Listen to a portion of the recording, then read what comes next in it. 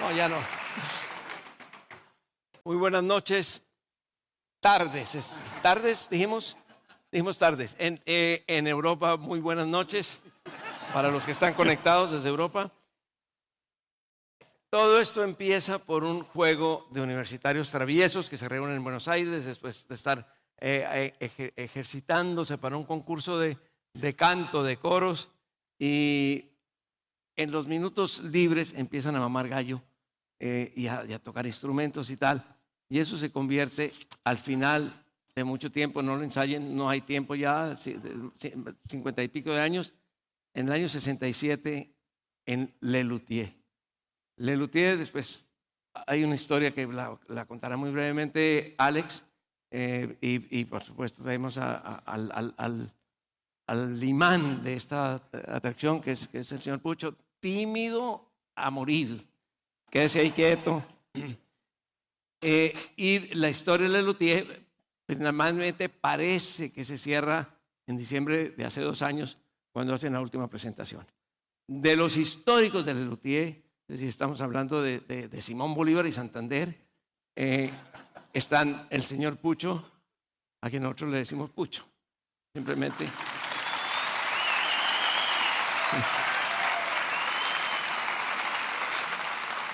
Y está el señor Marona, que no pudo venir, Jorge Marona. Si hubiera venido, daba igual, porque no habla, nunca ha hablado, de modo que...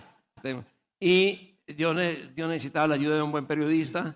Entonces, Alex Rigelmo, mi gran amigo, maestro mío, mayor varios años, miembro, aquí pido que los que quieran se pongan de pie, de la Academia de la Lengua Colombiana, realmente, y un periodista magistral con, no sé, como 20 libros sobre periodismo, y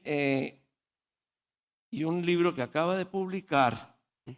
Ese libro que tienes ahí, sí, ese libro que ustedes pueden adquirir en el puesto instalado en la entrada del teatro.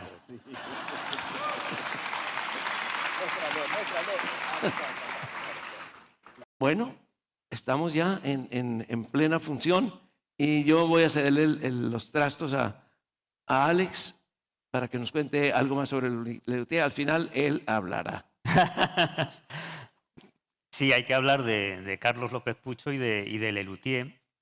Carlos ingresó en el grupo con 23 años, fue invitado a incorporarse a un grupo que ya se había establecido y él tiene dos trayectorias. Una como músico, como director de coros.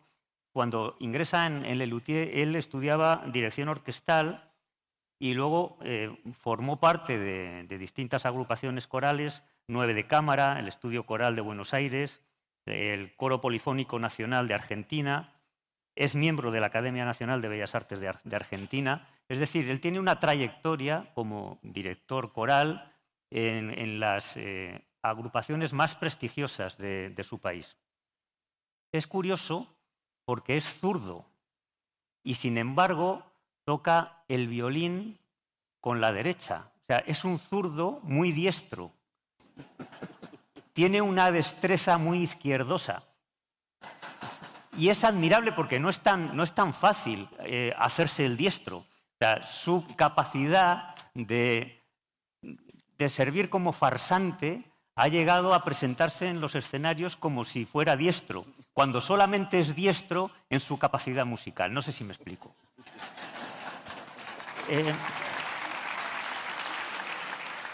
Lelutier nace, como seguramente saben, en los festivales de los coros universitarios. Los que luego formarían parte de Lelutier estaban integrados en el coro de ingeniería. Casualmente ninguno estudiaba ingeniería, salvo Marcos y muy ocasionalmente, digamos. En la parte bufa de los festivales de coros universitarios empezaron a presentar unos espectáculos divertidos y sorprendentes. De eso nace en 1965 I Musicisti, que es una agrupación con algunos de esos miembros de las masas corales que producen espectáculos divertidos. Ahí nace, por ejemplo, el teorema de Tales, que muchos de ustedes habrán escuchado. Gracias a él aprendimos matemáticas. En 1967 ya nace Lelutier, pero nace con Gerardo Massana, Marcos Mustos, Daniel Rabinovich y Jorge Marona, que es un esqueje de I Musicisti. Hubo ahí una división y digamos que la parte más talentosa y más trabajadora se dedicó a formar Lelutier. Y en 1969 se incorpora Carlos Núñez Cortés, que se había quedado en I Musicisti, y luego se pasa con todos los trastos al enemigo, donde lo acogieron muy bien. En las guerras a veces hay que acoger a los traidores. Más que traidor era traedor, porque se trajo muchas de las partituras que él había compuesto. Y finalmente, en 1971, se incorpora Carlos López Pucho a Lelutier. Y se incorpora como asalariado.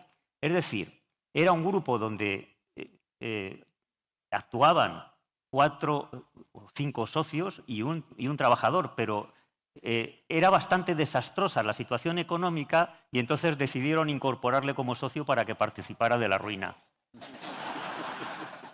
Y esta es la historia de Carlos López Pucho, muy resumida. Si ustedes quieren más datos, tienen ahí ese libro que podrán adquirir en el puesto instalado a la entrada. La salida del teatro. Bueno, creo que me corresponde a mí, ante todo, decirles muchas gracias por estar aquí. Estoy muy contento y muy agradecido al Hey Festival por esta invitación que me permite reencontrarme con esta mágica ciudad después de 40 años, y trabajamos aquí hace 40 años, reencontrarme con ustedes y con estos 2 viejísimos y queridos amigos que fueron testigos o casi testigos de nuestras primeras presentaciones en sus respectivos países. Al principio nos costaba muchísimo salir de Argentina, donde podíamos mostrar lo que hacíamos. Estamos hablando de los albores de la humanidad. Hace demasiados años, y era muy difícil explicarle a un empresario extranjero. No había videos fáciles de llevar, estaba el cine, pero nadie tenía, sobre todo un artista que empezaba su carrera. Era muy difícil viajar porque había que convencer a un empresario a muchísima distancia de que esto era interesante o que a la gente le podía gustar y esas cosas. Así que tardamos muchos años en hacer cierta carrera internacional que por suerte después fue maravillosa. Habiendo aparecido Lelutier en el 67, como lo acaba de contar Alex, nuestras primeras salidas al exterior la primera fue a España en el 74, y a Colombia por primera vez en el 81. Puedo decir que los 2 estuvieron en esas primeras funciones. Realmente es un encuentro que nos ha durado toda la vida. En realidad, cuando llegamos a Colombia, también hubo un empresario colombiano que apostó, vaya a saber por qué, porque algún argentino le había pasado esos discos negros, esas cosas, esos objetos de donde salían sonidos en aquel entonces, y se convenció de que eso podía ser divertido para los colombianos. Y en la primera función en la primera conferencia de prensa en Colombia nos hablaron de un periodista joven, en ese entonces muy ingenioso, que había escrito algunas notas sobre nosotros en el periódico en Bogotá. Y esperábamos encontrarlo en esa conferencia de prensa, y el señor estaba en Estados Unidos recibiendo un premio. Es decir, ni siquiera tuvo la decencia de estar ese día. En cambio, Alex Grigelmo, en nuestra primera función en España, que fue poco después, en el 74, estuvo en la primera función, pero la nodriza lo tuvo que retirar porque lloraba mucho. Así que son testigos. Él apareció rápidamente y Alex lo conocimos unos años después. Realmente son testigos permanentes de nuestra carrera y nuestros esfuerzos para que la gente se divierta. Y nada, adelante. Yo solo hago una pequeña anotación, y es que el vínculo que nos unió a Lelutier, porque sé que se traficaban los discos de contrabando en Colombia. Nunca hemos hecho contrabando, y menos en la costa, de modo que aquí eso se conoció ya cuando ustedes llegaron y pagamos nuestras entradas, como hoy mi familia. El contacto fue el Negro Fontana Rosa. El Negro Fontana Rosa a quien yo quiero evocar porque fue el primer campeón del GEI hace 20 años. En esa época los autores se reunían y elegían al que consideraban que había sido el favorito del público, y el negro en eso era un maestro. Entonces, fue en esa ocasión, volvió, y gracias a él yo tuve la oportunidad de conocer personalmente a Lelutier, porque ya había comprado todos sus libros, todos sus discos, me había quebrado leyéndolo. Y fue, por eso quiero mencionar al negro Fontana Rosa. Y otra pequeña mención, lo conocerán después, que es Javier Navarro, el productor. Está allí sudando la gota gorda. Él tiene que tocar todos los instrumentos mientras nosotros hablamos, y lo van a conocer al final, que también viene en la delegación de Lelutier. Bueno, mención realmente oportuna del negro Fontana Rosa. Fue un gran amigo nuestro, lo conocimos y supimos de él a mediados de los 70. Nosotros ya trabajábamos en teatro, empezábamos a hacer nuestra carrera teatral, digamos, porque veníamos del Café Concert, de las salas muy pequeñitas, y en ese momento nos enteramos de que había un humorista en Rosario, a 300 kilómetros de donde nosotros vivíamos, que hacía unas tiras en algunas revistas y demás que eran muy divertidas.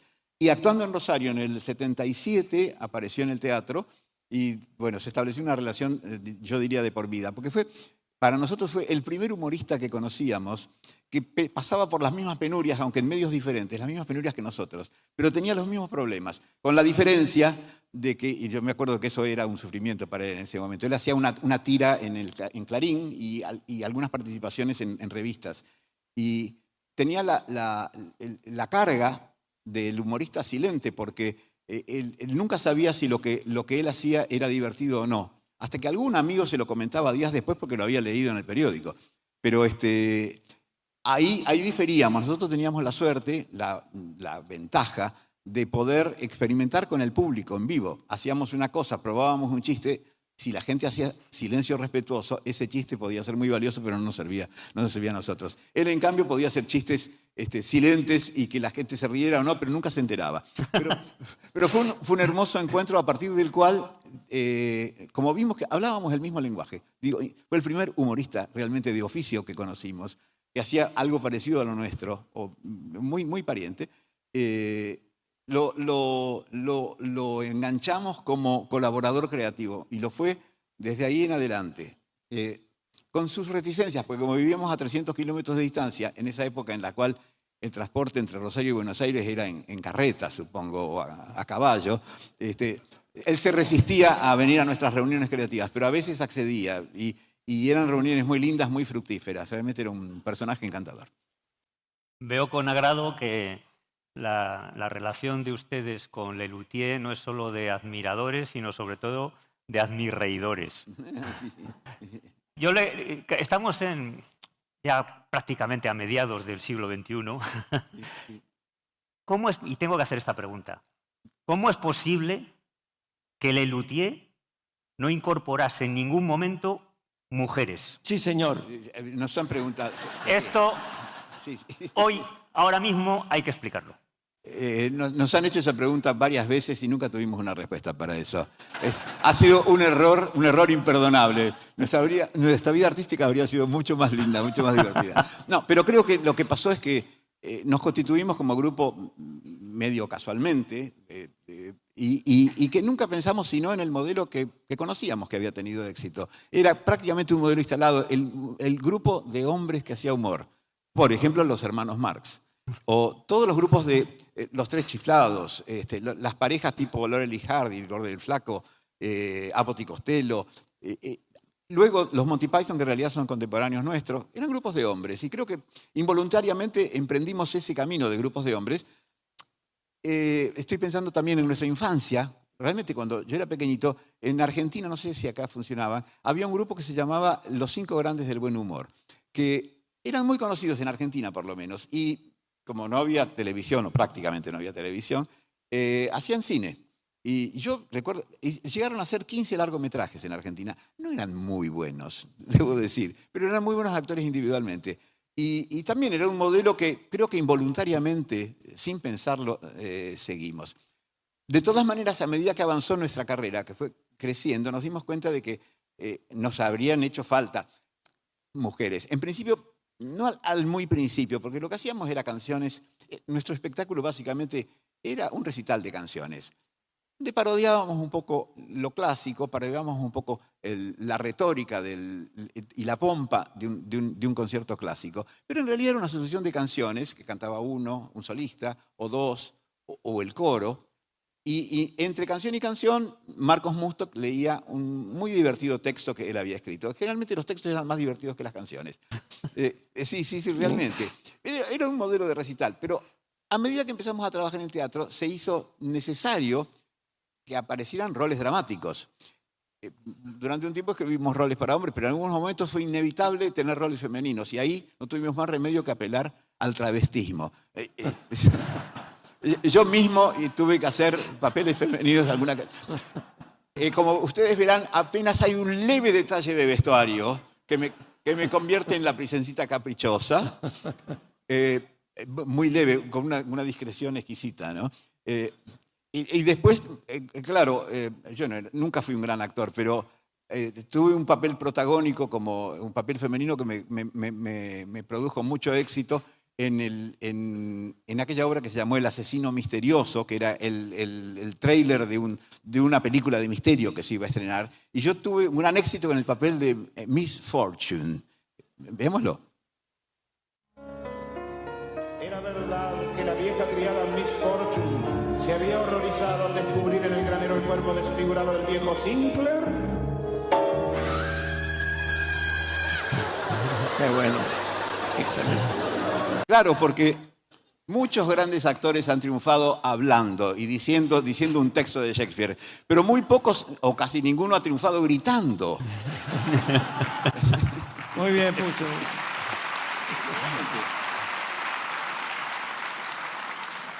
Mi grito de Miss Fortune me causó realmente una oleada de admiradores, ¿no?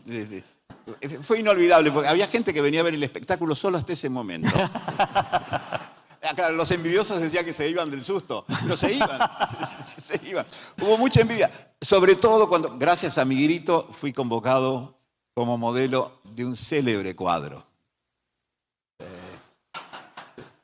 Fue una ocasión inolvidable. Yo lo llamaba, tuvimos una relación divina, yo lo llamaba Munchito.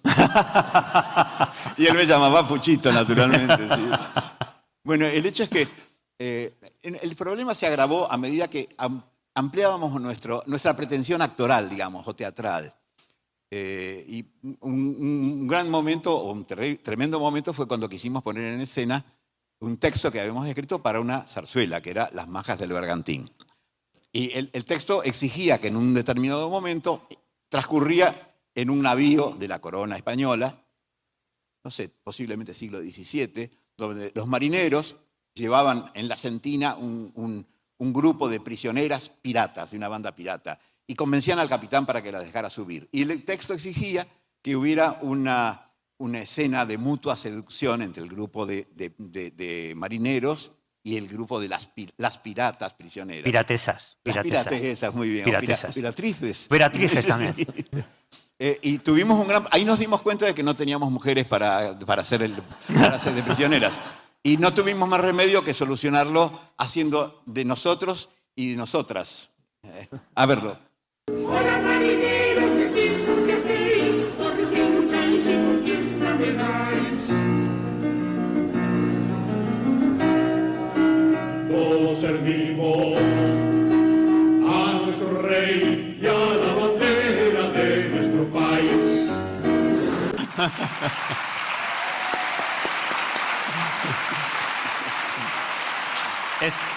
Es curioso que esta pregunta de por qué no había mujeres en Lelutier nunca se la han hecho a los Rolling Stones. Sí, es verdad. Siempre a Lelutier. Sí. Y quería comentar un detalle de esta escena. Ellos hablan en español de España. Y yo no me di cuenta hasta hace muy poco.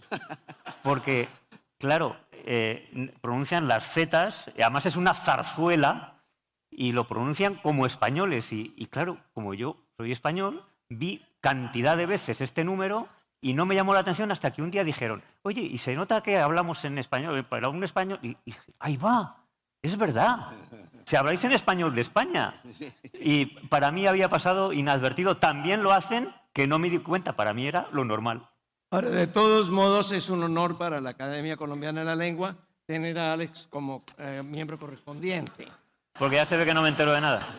Rápidamente, A ver. aquí están la esencia de Lelutier.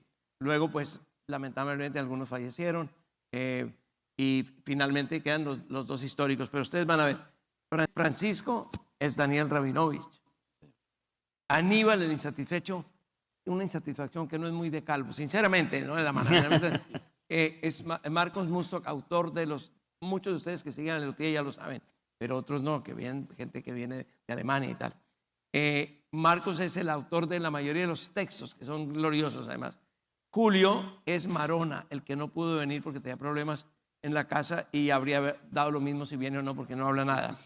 Y agosto es Carlos Núñez Cortés, que formó parte hasta el final de Lelutier, se retiró pues por razones de salud. Eso fueron la esencia de Lelutier y siguieron siéndolo hasta su retiro. Luego, complemento lo que ha dicho Alex, cuando ellos se retiran o pasa algo, se recrea Lelutier con unos excelentísimos suplentes que se convierten en titulares y que nos dan también varios años de alegría. He dicho lo que tenía que decir. Lamentamos la calidad de la imagen. Estas grabaciones son de principios de los 80, creo. Queríamos versiones en 4K, pero conseguimos creo que en 1J, más o menos. Yo les he preguntado siempre por qué, siendo Colombia realmente la gran potencia que va a llevar el tejido humano a Marte y que se expande por las constelaciones con su riqueza y con su paz, ¿por qué el homenaje a Colombia es tan precario en la historia de Lelutier? Tienen un pequeñito homenaje, pendejón. Tenemos un pequeñito homenaje, efectivamente, pero voy a tratar de explicarme. Explícate mejor. Eso apareció en la que se llamó La Cantata de don Rodrigo Díaz de Carreras, que en el 77 estábamos por estrenar nuestro primer espectáculo integral. Hasta entonces hacíamos, como contaba, recitales con canciones que las íbamos cambiando, las reponíamos, las dábamos vuelta, inventábamos alguna nueva. En el 77 teníamos un teatro importante en Buenos Aires, habíamos crecido como para eso y nos habíamos comprometido a estrenar un espectáculo nuevo, completamente nuevo, y posiblemente 15, 20 días antes de ese estreno, hicimos una pasada completa del material que teníamos, que habíamos escrito para esa ocasión, y nos dimos cuenta de que faltaban 20, 25 minutos, de que estaba muy corto. Entonces hicimos, fue una de las raras epopeyas de Lelutier. Nos reunimos para ver cómo llenábamos esos 20 minutos. Normalmente las ideas las hacíamos Marcos, Jorge Marona y yo, las ideas esenciales de texto, digamos, y demás. Después la composición las hacíamos varios. Pero lo que daba el puntapié inicial eran los textos. Y Jorge y yo teníamos una idea de un adelantado español, que en vez de llegar como Colón, llegaba muy adelantado, un poco antes al Río de la Plata. Y en vez de hacer el recorrido, digamos, de la conquista de América, desde el Caribe hacia el sur, lo hacía desde el Río de la Plata hacia el norte. Propusimos esa idea y dijeron, fantástico, qué buena idea, vayan y compónganla, era Jorge y a mí. Denle forma y la estrenamos dentro de 20 días. 20 minutos de buen humor es difícil de hacer en 20 días. Pero bueno, nos fuimos a mi casa, lo invitamos a Ernesto Acher, que formaba en ese momento parte del grupo y que era un compositor muy rápido, muy eficaz. Y estuvimos trabajando toda la noche en mi casa, toda la noche. La idea era utilizar este hipotético, imaginario recorrido de este adelantado español desde el Río de la Plata hacia el norte y teniendo contacto con los nativos de cada zona y divirtiéndonos con ese contacto, imaginando escenas. Y, por supuesto, que era la gran riqueza aprovechar el vastísimo, encantador folclore de los países de Latinoamérica. Empezamos por el sur, por el nuestro folclore, que era el que mejor conocíamos, y después hicimos lo posible para recorrer lo que también en ese momento podíamos conocer o llegar a honrar con nuestra imitación, con nuestra parodia. Entonces sí, sabíamos del vals peruano, pasábamos por el imperio de los incas. Nuestros chistes tenían que ver con los incas, con incas, que las canciones eran incantables y demás. Íbamos a llegar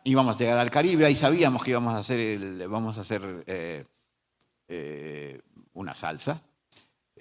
Íbamos a pasar por Colombia, donde sabíamos que íbamos a hacer un vallenato, seguramente, o algo parecido a lo que pudiéramos imaginar, y íbamos a hacer también un merengue venezolano.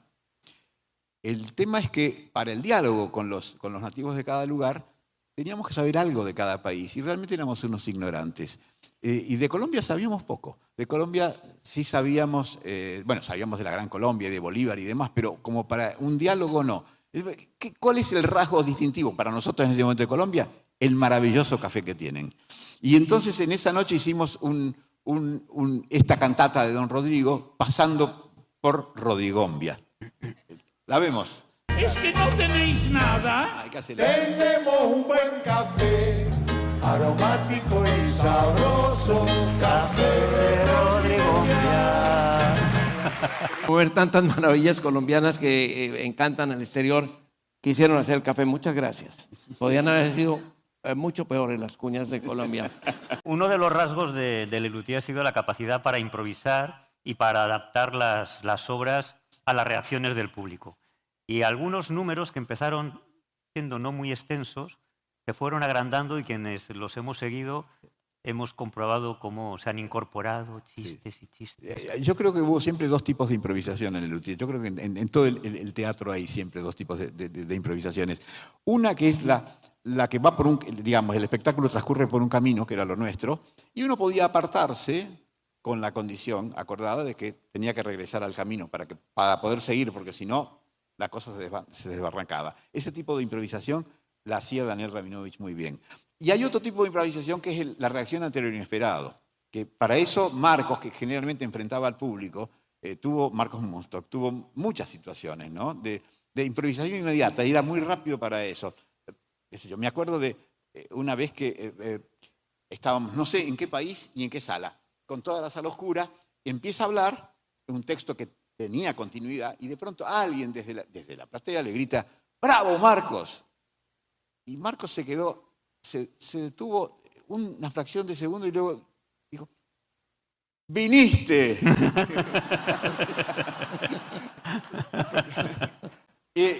Y tuvo muchas de esas. En otra ocasión cantábamos el bolero Perdónala, que cantaba Daniel Rabinovich y los demás éramos el coro. Y Daniel cantaba la terrible historia de amor con Esther, las cosas que le hacía Esther, y nosotros que éramos amigos tratábamos de reforzar el vínculo amoroso, le decíamos perdónala, perdónala, perdónala.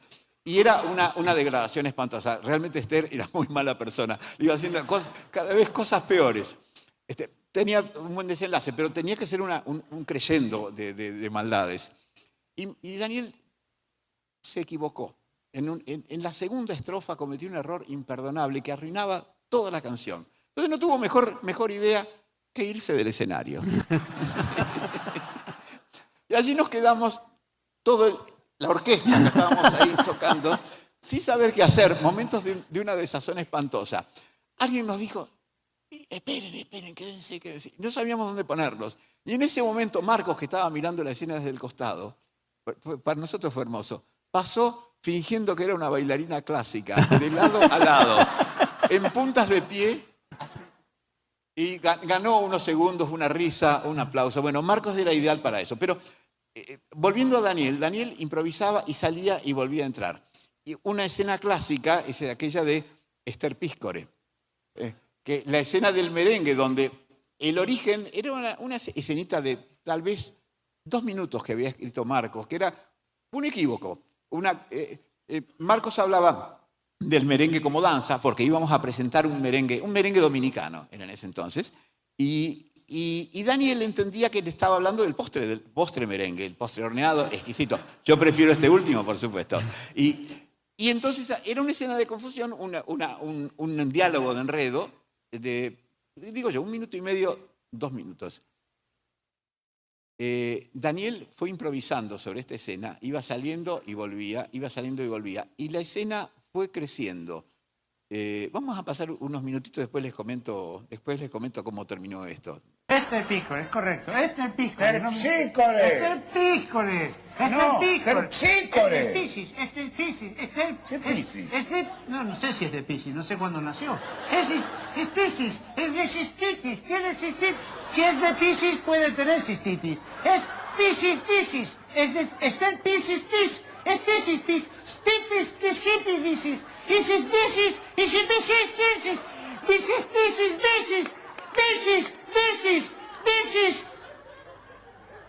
This is the pencil.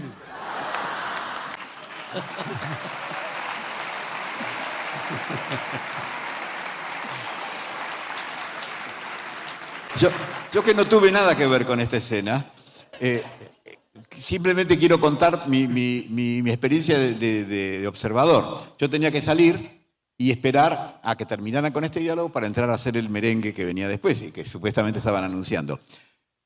Esto, yo salía, me sentaba en una sillita ahí y esperaba 2 minutos y tenía que entrar.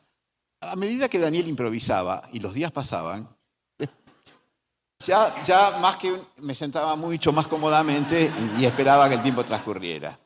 Después no digo que me echaba una siestita, pero un día me di cuenta de que podía irme a caminar un poco por el teatro. Y un año después, en una función que yo después tenía que conducir mi auto hasta mi casa, que estaba a unos cuantos kilómetros de casa, pedí una cena. Y cené durante esta escena. Bien, ¿con qué seguimos? Lelutier no solamente han hecho trabajos, este es un descubrimiento posterior a los primeros tiempos de Lelutier, que es en Brasil se llama samba de enredo, esa en que todos se encuentran con todos. Esta es una especie de diálogo de enredo.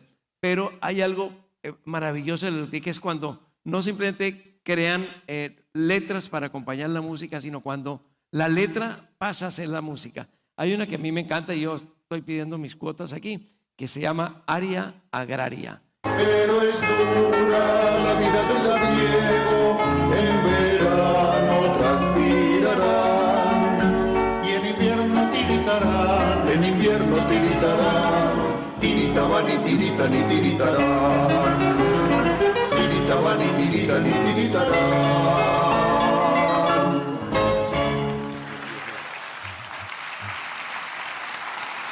Ahí está el tarareo conceptual. Exactamente. Este fue un trabajo de Marcos Musto, que era un amante de los juegos de palabras.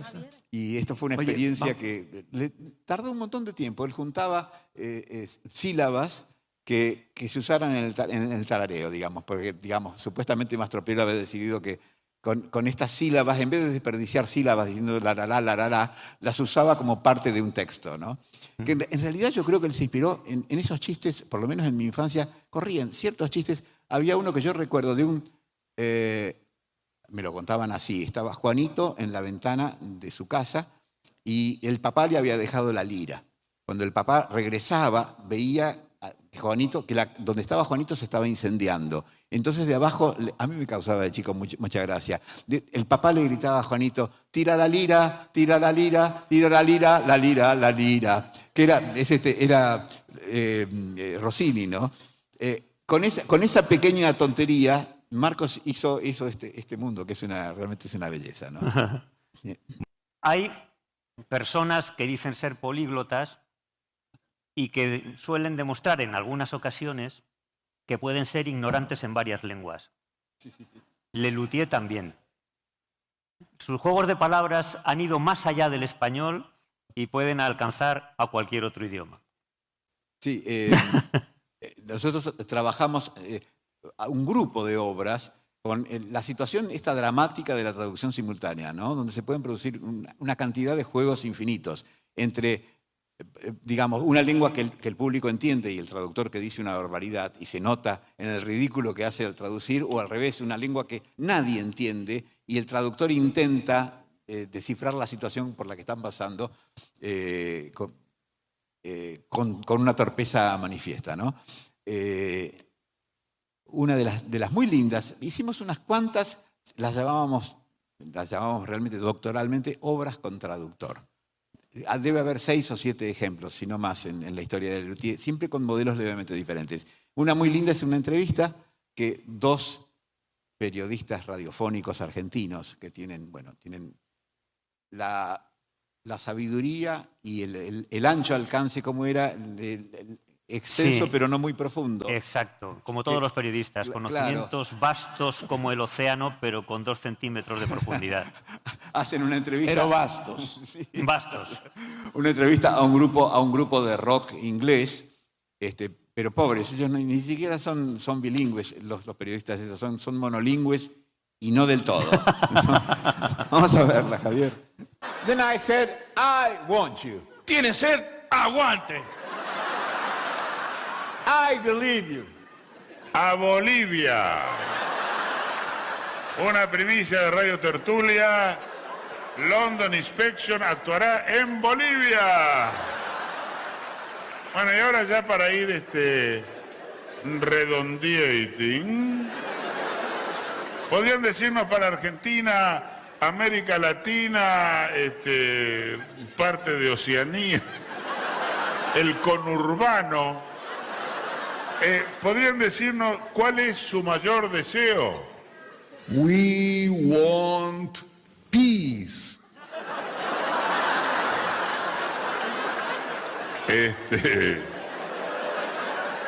No, está bien. Pero digo, ¿los tres a la vez?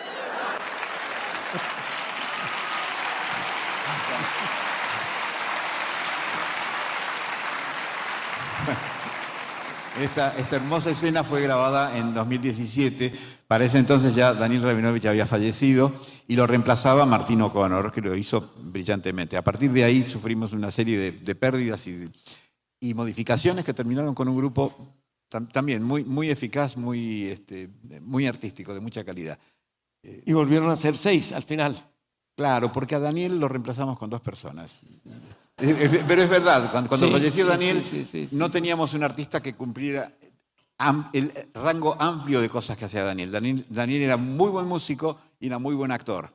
Entonces decidimos hacer entrar a dos personas que se mezclaban un poco en los roles, pero Martín era definitivamente muy buen actor, además era un cantante excelente, y el otro era un músico versatilísimo, que era Tato Turano. Hasta que formó parte de nuestro grupo hasta el fin a fines de 2023. Pero ya sabemos que Lelutier hacen música, hacen letras especiales, hacen mímica, hacen teatro, pero además hacían instrumentos. Es decir, no lo vimos aquí. El piano es un invento de Lelutier. Nunca se le ha dado realmente el crédito del piano, para no hablar de la gamba, la de la zarzuela de mariscos. ¿Cuáles fueron los instrumentos que más dificultad costaron? ¿Los planeaban ustedes o iban apareciendo? En realidad siempre tuvimos un luthier, que era un luthier de Lelutier, que fabricaba instrumentos. Además, algunos de nosotros teníamos más o menos vocación artesanal y colaborábamos. Lo importante es que los instrumentos, lo importante para esta velada, creo, es que los instrumentos a veces precedían a las ideas. En ciertas ocasiones los instrumentos fueron construidos específicamente para una idea, para satisfacer una necesidad. Pero hubo instrumentos que aparecieron de la mano del constructor de instrumentos. En realidad tuvimos 2 en la última década. Hubo un instrumento que el segundo luthier, que se llamaba Fernando Tortosa, construyó y no se sabía para qué. Era un instrumento exótico que en ese momento lo llamamos el motor, porque tenía cierto aspecto de motor de automóvil. Y en el 2014 que tuvimos un concierto para nosotros muy importante con Daniel Barenboim y su orquesta y Marta Argerich, en el Teatro Colón, que para nosotros es como el pináculo, es como el Olimpo, y tuvimos un concierto con ellos. Y entonces pusimos, ¿cuántos instrumentos pusimos? Entre otros este prototipo que había inventado Fernando Tortosa, que era un metro cúbico con unos cilindros arriba y una producción de sonido muy extraña. No sabíamos muy bien para qué servía. Lo usamos unos segundos en ese concierto y luego quedó archivado, archivado no, para nosotros quedó fuera, no tenía mucha utilidad, sonaba como una especie de clarinete y por un método sonoro físico raro, ningún instrumento conocido funcionaba de esa manera. Y Fernando insistió en seguir construyéndolo y ampliarlo y demás. Bueno, pasaron muchas cosas después de 2014. Después falleció Daniel, en su momento, en el 20 falleció Marcos. Y cuando quisimos volver, Jorge Marona y yo nos quedamos como titulares del grupo histórico. Éramos los dos únicos históricos, entre comillas, y decidimos seguir adelante y escribir un espectáculo nuevo. Y fue toda una decisión, porque los espectáculos siempre los escribíamos junto con Marcos. Después los demás se acoplaban y agregaban, y en los ensayos. Pero las ideas básicas y los desarrollos de los espectáculos los hacíamos Marcos, Jorge y yo. Y bueno, decidimos seguir adelante. En ese momento, era a principios de 2020, sucedió lo que todos saben. Todos nuestros planes se fueron al suelo y tuvimos que... Nos refugiamos cada uno en su casa y en el aislamiento Jorge y yo seguimos escribiendo este espectáculo, que fue el último del Luthier, que se llamó Mastropiezos de Mastropiero. Mientras tanto, el instrumento seguía, el que vamos a ver ahora, seguía creciendo. Es decir, va a ser una primicia porque en realidad Mastropiezos de Mastropiero no ha salido todavía, no ha subido a las plataformas. Lo va a hacer en algún momento. Y el último espectáculo que vino a Colombia, vino a Bogotá y a Medellín, fue un espectáculo muy exitoso. Y en ese espectáculo incluimos, con mucho trabajo, el monstruo que había creado este hombre durante el aislamiento. Ese metro cúbico había subido a varios metros cúbicos. Y era un instrumento muy raro, con pistones por arriba que hacían sonar un mecanismo y que no servía para nada. Tenía una octava de extensión, que es muy poco para hacer música. Y sobre todo Jorge estuvo trabajando mucho en componer fragmentos que pudieran ser musicales y simpáticos y ser interesantes musicalmente. Hasta que al final encontró que el cha-cha-cha, un módulo de cha-cha-cha que podía servir. Pero la gracia iba a ser, o el interés, era que además en ese instrumento iban a intervenir 8 manos, 4 instrumentistas. Y finalmente, cuando avanzó en esa idea y trabajó mucho y ensayaron mucho, yo no lo toqué, es decir, yo me agregaba después, terminó siendo algo así como el cierre musical de Mastropiezos de Mastropiero, de nuestro último espectáculo, porque fue muy bello y además porque tenía un sentido simbólico, porque decidimos hacer un gran cha-cha-cha con ese instrumento, pero además íbamos agregando instrumentos históricos. Es decir, que fue una especie de gran homenaje al instrumental de Lelutier. En realidad el espectáculo no terminaba ahí, sino que tenía un epílogo que no lo voy a revelar porque se revelaba una historia, digamos, al final de eso, por si algún día lo ven, así no les cuento el final. Pero lo que vamos a ver es el cha-cha-cha que cerraba Mastropiezos de Mastropiero. Digo que es una primicia porque no ha salido, no está publicado en ningún lado. Así que, dime. Es fuera de programa. Es fuera de programa. Sí, sí. No solo es fuera de programa, sino que me han pasado las instrucciones de agradecer a Postobón y a RCN por el patrocinio de esto. Y nos vamos con el cha-cha-cha. Nos vamos con el cha-cha-cha y muchísimas gracias por estar acá. Un placer realmente.